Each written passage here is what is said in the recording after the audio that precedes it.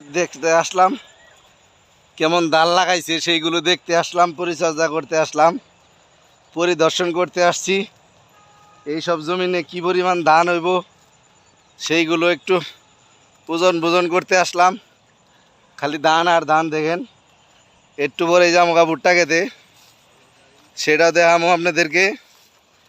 ঠিক আছে, এখানে আর কোনো নাই। এইখানে এক সবুজ জিনিস দেখতেছি চোখ দিয়ে, তাতে চোখের আয়রন, চোখের একটা পুষ্টি হচ্ছে। দ্বিতীয়ত হাঁটতাছি, তৃতীয়ত হচ্ছে হাঁটলে কেমন লাগে বিকালে সেটা অনুভব করতেছি। আর রাস্তা বাইরে বই